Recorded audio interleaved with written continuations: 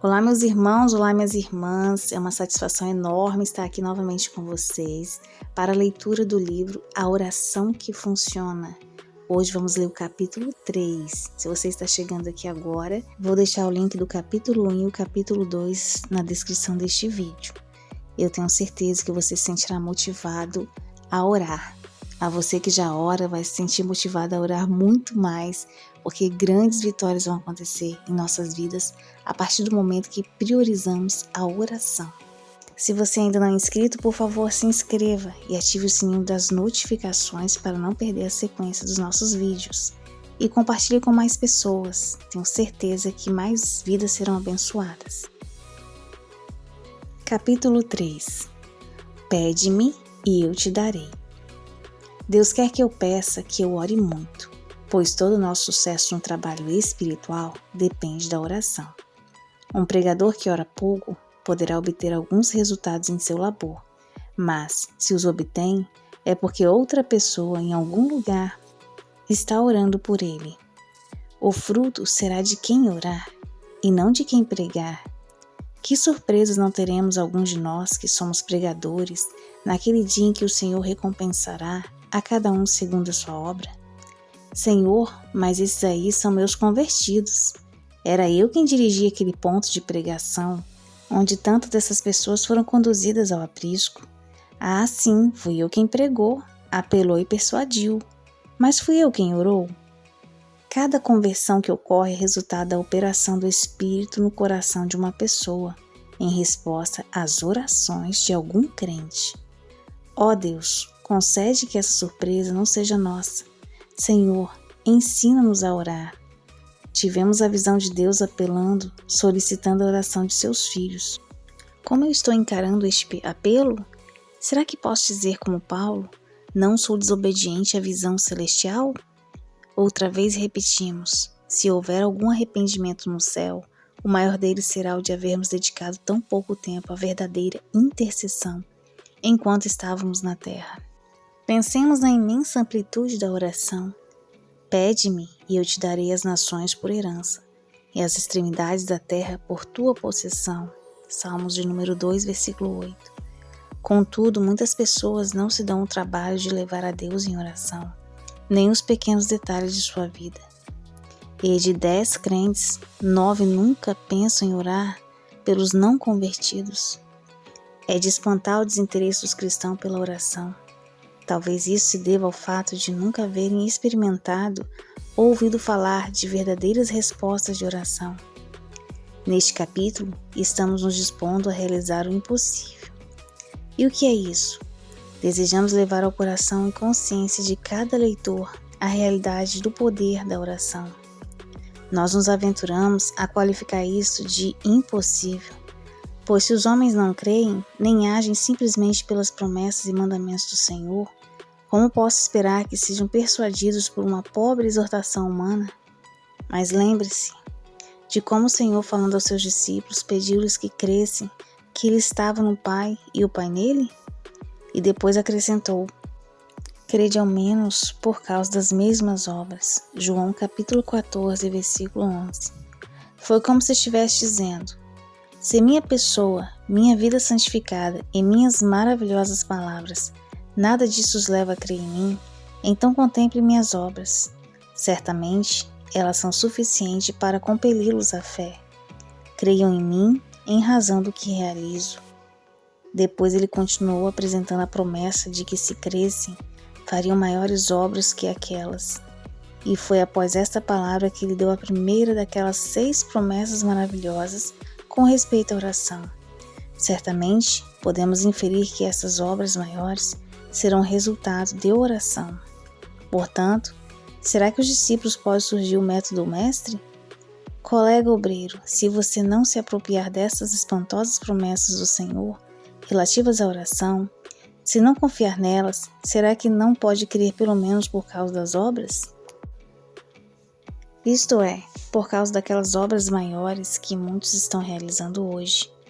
Ou antes as obras que o Senhor está realizando através deles e suas orações? A que é que nos consagramos realmente? Qual é nosso verdadeiro objetivo na vida? Certamente nosso maior desejo é sermos abundantemente produtivos no serviço do Mestre. Não buscamos posição, nem proeminência, nem poder, mas desejamos ser servos produtivos. Então, temos que orar muito. Deus pode realizar maiores obras por meio de nossas orações do que através de nossas pregações. A. J. Gordon disse: depois que oramos, podemos fazer mais que orar. Mas enquanto não orarmos, não podemos fazer nada. Se nós acreditássemos nisso. Certa missionária estava desanimada por causa de seu fracasso na obra e em sua vida particular. Era uma missionária consagrada, mas por alguma razão não havia conversão em seu posto de trabalho. O Espírito Santo parecia dizer-lhe: ore mais, mas ela resistiu aos apelos do Espírito Santo durante algum tempo. Por fim ela disse: comecei a dedicar muito tempo à oração, mas filo com certo temor de que meus colegas obreiros se queixassem de que eu estava negligenciando o trabalho. Após algumas semanas comecei a ver homens e mulheres aceitando a Cristo como Salvador. Além disso, toda a comunidade experimentou um grande despertamento e o trabalho de todos os outros missionários foi mais abençoado que nunca. Deus realizou mais em 6 meses do que eu conseguira em 6 anos. E além disso, concluiu ela, ninguém me acusou de negligenciar meu trabalho. Outra missionária sentiu a mesma necessidade. Passou a dedicar mais tempo à oração. Não recebeu nenhuma oposição de fora, mas começou a recebê-la de dentro. Mas ela perseverou, e em 2 anos o número de conversos batizados aumentou em 6 vezes. Deus prometeu que iria derramar o espírito de graça e súplica sobre toda a carne. Joel capítulo 2, versículo 28. Quanto desse espírito de súplicas temos nós? Certamente precisamos obtê-lo a todo custo. Todavia, se não estivermos dispostos a empregar tempo em súplicas, Deus terá que reter o seu espírito e seremos contados entre aqueles que estão resistindo ao espírito e talvez até extinguindo o espírito. E o Senhor não prometeu conceder o espírito àqueles que lhe pedisse? Lucas capítulo 11, versículo 13. E não estão os próprios conversos do paganismo a envergonhar-nos? Alguns anos atrás, quando me encontrava na Índia, tive a grande satisfação de conhecer parte do trabalho de Pandita Pamabai. Ela possuía uma escola-internato com cerca de 1.500 moças indianas. Certo dia, algumas daquelas moças procuraram uma das missionárias trazendo uma Bíblia aberta e perguntaram-lhe o que significava o texto de Lucas 12, versículo 49. Eu vim para lançar fogo sobre a terra e bem quisera que já estivesse a arder. A missionária tentou responder-lhe com uma explicação meio evasiva, pois não tinha muita certeza do que significavam aquelas palavras, mas as moças não ficaram satisfeitas e resolveram orar, pedindo esse fogo. Depois que oraram, e porque oraram, o fogo do céu desceu sobre sua alma. Foi-lhe concedido um verdadeiro Pentecostes do alto. Não admira que houvessem continuado orando. Um grupo dessas moças, sobre as quais Deus derramara o espírito de súplicas, chegou a uma casa da missão, onde eu estava passando alguns dias. Podemos ficar aqui neste povoado e orar pela obra aqui? Indagaram. O missionário não acolheu a ideia com muito entusiasmo. Achava que elas deveriam estar na escola e não perambulando pela região. Mas elas apenas pediram uma sala ou um celeiro onde pudessem orar. E todos nós apreciamos as orações que são feitas em nosso favor. Então o pedido delas foi atendido, e o bom homem sentou-se para jantar pensativamente. Depois de algumas horas, um pastor indiano apareceu. Estava completamente quebrantado. Explicou com lágrimas a escorrer pelo rosto que o Espírito de Deus o convencera de pecado e que se sentira compelido a vir até ali e confessar seu erro. Pouco depois apareceu outro crente, mais outro e vários, todos sob convicção de pecado. Foi um notável dia de bênçãos. Vários crentes afastados foram restaurados à comunhão e à fé. Outros foram santificados e incrédulos foram conduzidos ao aprisco de Deus. Tudo porque algumas mocinhas estavam orando.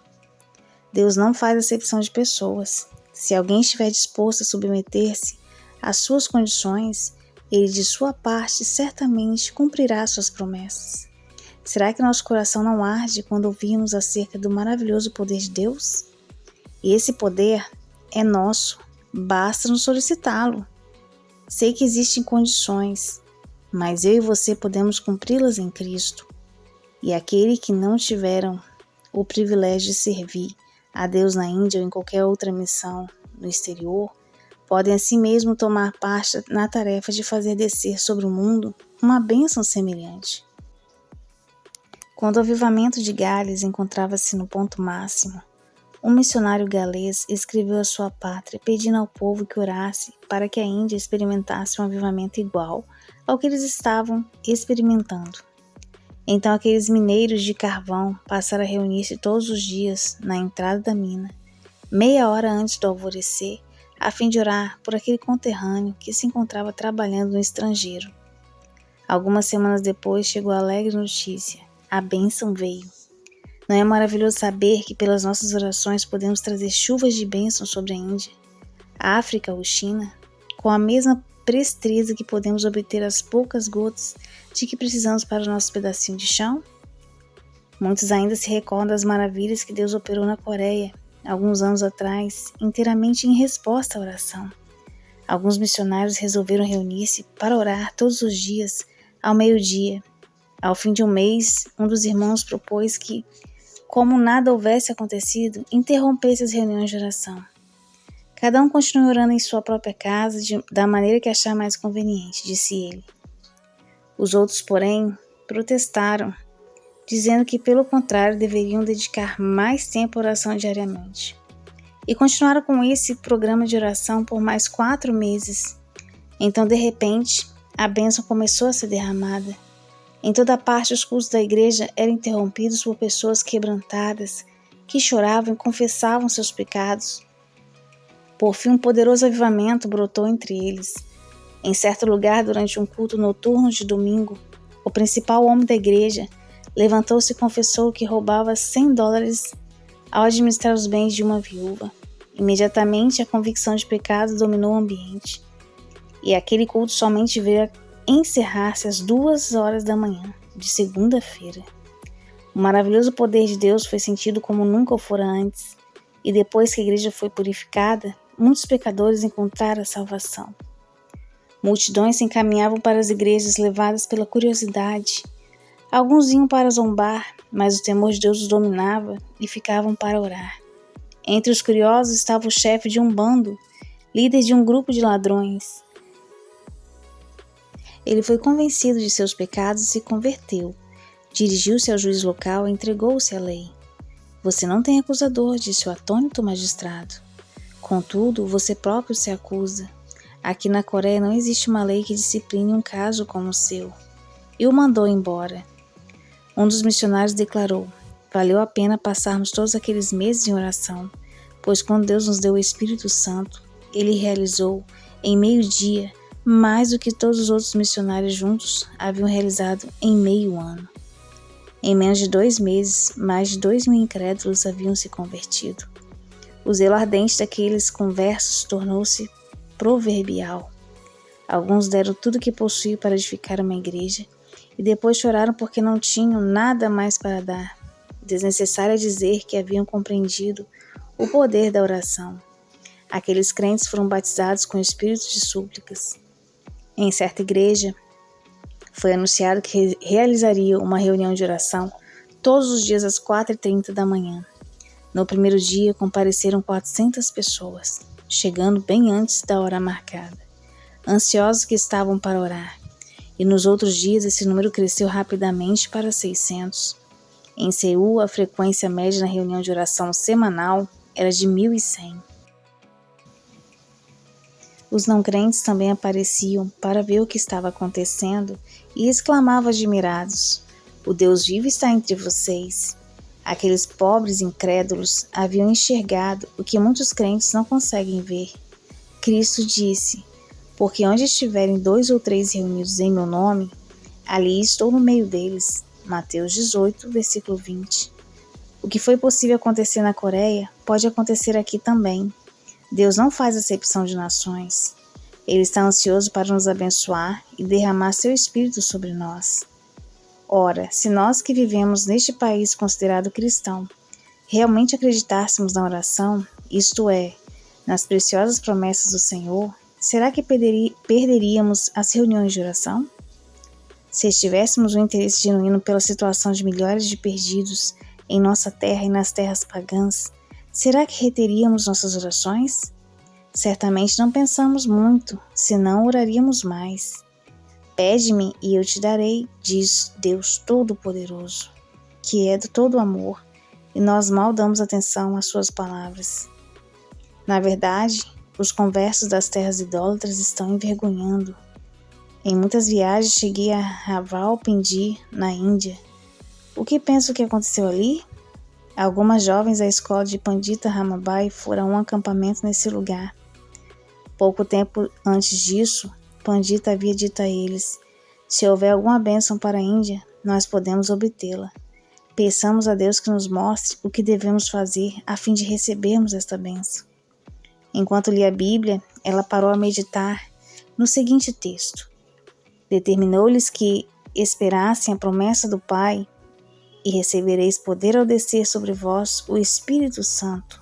Atos capítulo 1, versículo 4 e o 8. Esperar? Ora, nunca fizemos isso, exclamou ela. Já oramos, mas nunca esperamos nenhuma bênção maior do que as que já recebemos. E como oraram? Uma de suas reuniões durou 6 horas. E que maravilhosa bênção Deus derramou em resposta àquelas orações. Enquanto algumas daquelas moças estavam em Rawalpindi, certa noite, uma missionária, ao olhar para fora já perto de meia-noite, ficou surpresa ao ver uma luz acesa na barraca de uma das moças, o que era contrário às regras do acampamento. Foi até lá para repreender a jovem, mas encontrou-a, a mais nova delas, uma garota de 15 anos, ajoelhada no cantinho mais remoto da tenda, segurando uma das mãos uma vela de sebo e na outra uma lista para intercessão. Desta lista constavam 500 nomes, 500 das 1.500 alunas da escola de Pandita Ramabai. E ela estava ali, durante todas aquelas horas, apresentando todos os nomes perante Deus. Não admira que a bênção de Deus fosse derramada onde quer que aquelas moças apareciam e sobre as pessoas a favor de quem elas oravam. O pastor Jin Li Mei, da China, tem cerca de 1.000 nomes de estudantes em sua lista de oração. Centenas deles foram ganhos para Cristo através de suas orações, e suas conversões são tão genuínas que muitos entraram para o ministério cristão. Seria fácil narrar muitas outras admiráveis e inspirativas histórias acerca da oração, mas não há necessidade de fazê-lo. Sei que Deus quer que eu ore. Sei que Ele quer que você também ore.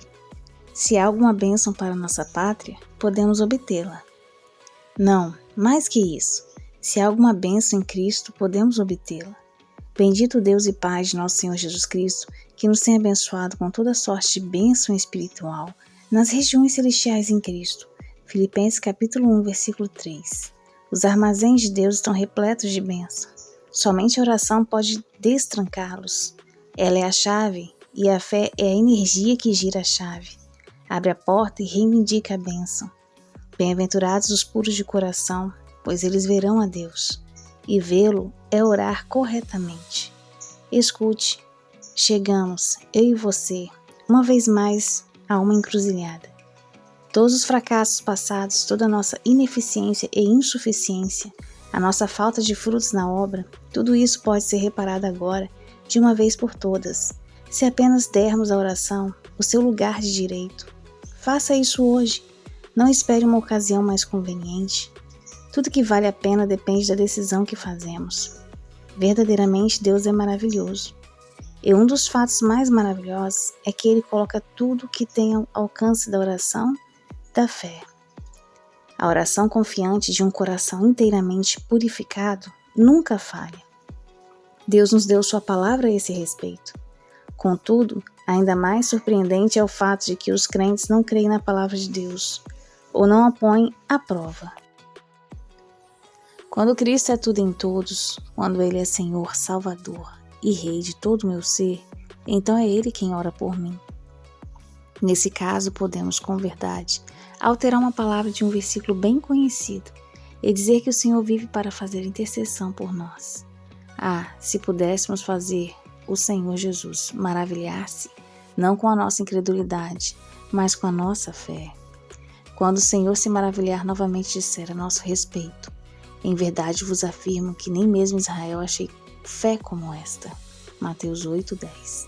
Então realmente a paralisia, a imobilidade se transformará em poder. O Senhor não veio justamente para lançar fogo sobre nós? Será que já estamos ardendo? Será que Ele não pode usar-nos como usou aquelas moças simples da Índia? Deus não faz acepção de pessoas. Se pudéssemos dizer humildemente e sinceramente, para mim o viver é Cristo, será que Ele não manifestaria seu poder em nós? Algumas pessoas gostam de ler a biografia de John Wesley. Realmente a intercessão daquele homem modificou muitas coisas. Alguns dos que o conheceram relatam que se sentiam comovidos quando ele orava. Eram tocados até o fundo da alma quando escutavam clamar pelo nome de Jesus. Jesus, Jesus, Jesus. E um batismo de amor e poder vinha sobre todos. Mas não era João Wesley, era o Espírito Santo de Deus que aquele homem consagrado e cheio dele fazia descer sobre todos os que o rodeavam. Será que todos nós podemos nos tornar homens que oram? Você talvez diga, não, ele possuía um dom especial de intercessão. Está bem. E como ele o obteve? No início, ele era um crente comum como qualquer um de nós. Você sabe que, humanamente falando, ele devia esta vida de oração às orações de um amigo de seu pai? Agora entenda bem isso, pois é da maior importância e pode afetar profundamente toda a sua personalidade. Talvez eu deva contar a história toda, pois muita coisa depende disso. Transcrevemos as palavras do próprio John Wesley. Ele se achava a bordo de um navio em viagem para a Índia, para onde se dirigia como missionário. Ele conta, meu pai tinha um amigo que desejara grandemente ser missionário no estrangeiro, mas não pudera ir. Este amigo escreveu uma carta aos cuidados do navio. Recebia poucas horas depois de partirmos do porto de Nova York. As palavras não eram muitas, mas o sentido geral era o seguinte: não cessarei de orar por você, prezado João, enquanto não estiver cheio do Espírito Santo. Quando li aquilo, amassei a carta irritado e atirei ao chão. Será que aquele amigo pensava que eu não recebera o batismo do Espírito Santo? Ou que eu pensara em ir para a Índia sem estar capacitado de poder? Eu estava indignado. Mas depois o bom senso prevaleceu, apanhei a carta e li-a novamente. Provavelmente necessitava de algo que ainda não recebera. Fiquei a caminhar de um lado para o outro no tombadilho, enquanto uma batalha se travava em meu interior. Sentia-me incomodado. Eu gostava daquele homem. Sabia que ele levava uma vida santa e bem no fundo do meu coração havia uma certeza de que ele estava com a razão, que eu não estava preparado para ser missionário. Isso durou uns 2 ou 3 dias, até que por fim já me sentia profundamente infeliz. Afinal, numa espécie de desespero, pedi ao Senhor que me enchesse com seu Espírito. E no momento em que fiz, comecei a ver como meu interesse era egoístico. Mas ele não recebeu a bênção que buscava. Aportou na Índia e foi com um colega missionário para um culto ao ar livre. O missionário pregou, relata João Wesley, e ele estava apresentando a Cristo como aquele que verdadeiramente nos salva de todos os pecados. Depois que terminou, um homem de aparência respeitável, falando um bom inglês, perguntou-lhe se ele próprio fora salvo assim. A pergunta veio diretamente ao meu coração. Se ele tivesse dirigido a mim, eu teria que confessar que Cristo não me salvara completamente, pois sabia que existia no meu coração um pecado que ainda não fora afastado. Compreendi que desonra aquilo representava para o nome de Cristo, isto é, eu ter que confessar que pregava um Cristo que não me libertava do pecado, embora eu estivesse proclamando aos outros que Ele era um Salvador perfeito. Fui para o meu quarto, fechei a porta e disse ao Senhor que de 2 coisas, uma teria que acontecer. Ou Ele me dava vitória sobre todos os pecados, e principalmente sobre aquele que mais me assediava, ou eu teria que retornar para a América e arranjar outro tipo de trabalho. Disse-lhe que não poderia levantar-me para pregar o Evangelho enquanto não pudesse dar testemunho de seu poder em minha vida.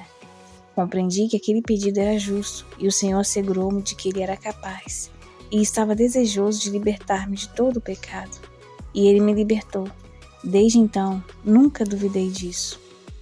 Foi então e somente então que Heidi se tornou o homem que orava. Somente com uma rendição completa, um pedido definido para sermos libertos do poder do pecado em nossa vida, poderemos ser homens de oração que prevalece. Contudo, o ponto que desejo enfatizar é o que já mencionei antes. Um homem relativamente desconhecido ora por John Heidi, que também era um desconhecido para o mundo, e por suas orações faz descer tanta bênção sobre ele que todos hoje o conhecem como o homem que orava. Será que você disse em seu coração, prezado leitor, alguns instantes atrás, que nunca poderia ser como Heidi? Naturalmente, nem todos podem dedicar tanto tempo à oração, por razões físicas ou outras quaisquer.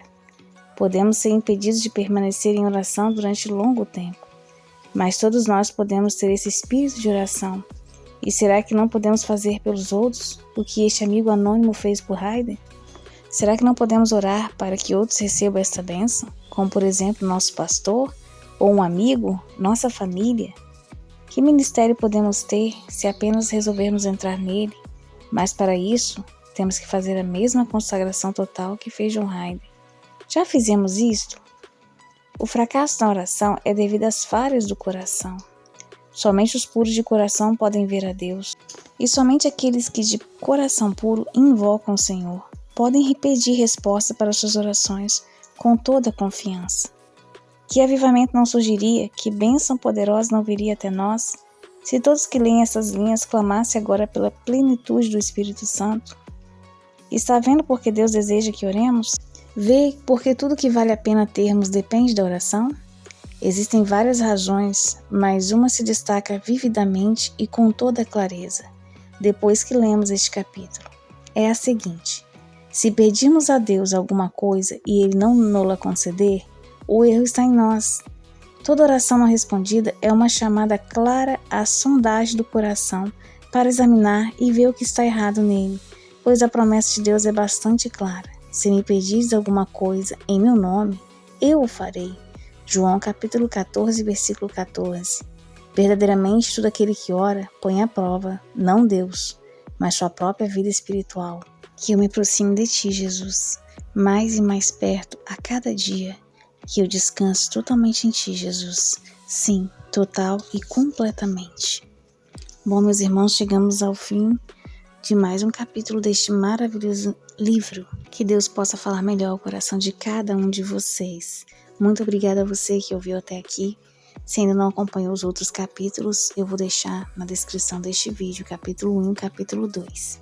Que Deus abençoe poderosamente você e sua família.